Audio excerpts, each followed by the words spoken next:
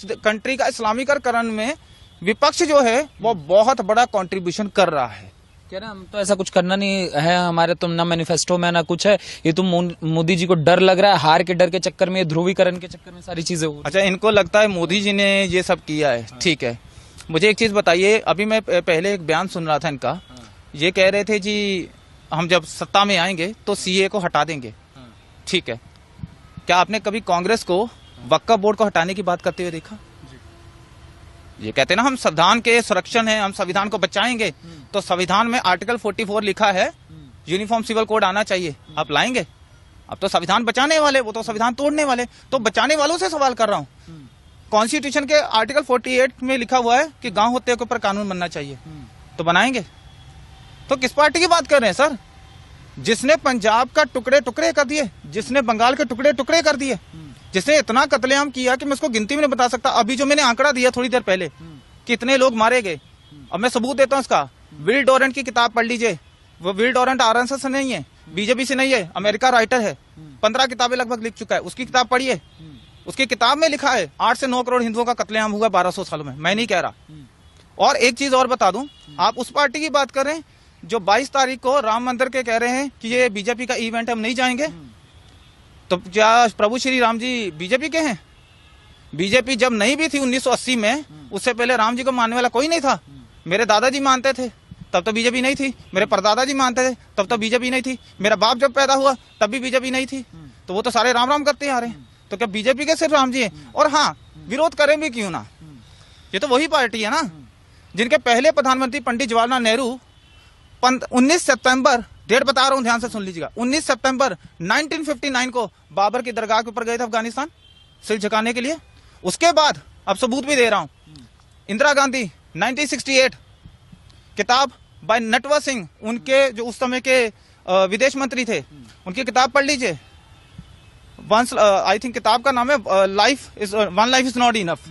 उस किताब के अंदर एक पैराग्राफ है, उस पैराग्राफ के अंदर इंदिरा गांधी के बारे में उन्होंने क्या लिखा कि जैसे वो बाबर की दरगाह से, दरगाह नहीं बोलूंगा, उस कब्र से जैसे वो झुक के आई, तो उन्होंने एक इंग्लिश में लाइन बोली, वो क्या था? I have had the brush with our history. इसका हिंदी में अनुवाद कर देता हूं। इसका मतलब है कि आज मेरा सामना मेरे इतिहास से हुआ। कौन से इतिहास से की बात कर रहे हैं? आपका बाबा से क्या लेना देना है? फिर 1976 के अंदर इंदिरा गांधी और राजीव गांधी फिर गए, और उसके बाद 2005 के अंदर ये राहुल गांधी दोबारा से बाबर के उस टॉम पे गए। तो इनकी 4 जनरेशन बाबर के सामने झुक चुकी हैं, लेकिन इनकी 4 में से एक भी जनरेशन का एक भी बंदा आज तक अयोध्या नहीं गया। और किस ये अभी बात कर रहे हैं, 2007 में एफिडेविट दिया था इन्होंने कोर्ट में कि राम एक काल्पनिक पात्र है, राम का कोई वजूद नहीं है। किसने दिया था? इसी पार्टी ने दिया था ना। शर्म आनी चाहिए उन लोगों को जो आज इनको वोट डालते हैं। आज हिंदू, सॉरी टू से, सच्चाई बोलना, मैं खुद हिंदू हूं, लेकिन को बोलूंगा वही जो सच है। मैं किसी को इंप्रेस करने के लिए नहीं बोलता। क्या ये सच नहीं है कि दारू की बोतल के लिए, 500 के नोट के लिए आज हिंदू बिकता है? फ्री बिजली दे दो, फ्री पानी दे दो, फ्री सिलेंडर दे दो, खाने को फ्री दे दो, बस बिक जाता हूँ। वोट जहां बोलोगे डाल दूंगा।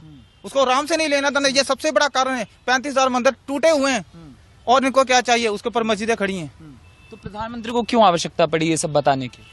सर, लोगों को भी पता है, और बताने की जरूरत इसलिए पड़ी क्योंकि जब श्रद्धा के 35 टुकड़े हुए थे, लोग भूल गए। जब बदायूं में 2 बच्चों का कत्लेआम हुआ, छोटे छोटे बच्चों का, जिनको शायद दुनिया का भी नहीं पता, लोग भूल गए। जब महाराष्ट्र में कोहली जी का कत्ल हुआ, लोग भूल गए। जब राजस्थान में, अभी कर्नाटक में, अभी राजस्थान में जो कन्हैया लाल जी की हत्या हुई, लोग भूल गए। और बेंगलोर में जो नेहा का कत्लेआम हुआ लव जिहाद के नाम पे, वो भूल गए। भारत के लोगों की यही बड़ी प्रॉब्लम है सर, मर भी जाते हैं, भूल भी जाते हैं। और इनको याद दिलाने के लिए किसी ना किसी को तो बोलना पड़ेगा, ताकि इनके उस मरे हुए जमीर को जगाया जा सके और इनको याद दिलाया जा सके कि ये वजूद की तुम्हारी आखिरी लड़ाई है। अगर अब नहीं जागे तो बेटा ये याद जरूर रखना कि वो दिन दूर नहीं है जब तुम लोग एक इतिहास की किताबों में से पढ़ाए जाओगे, तुम्हारा कोई वजूद नहीं बचेगा। और इसका एक इंपॉर्टेंट पॉइंट बता के खत्म कर रहा हूं।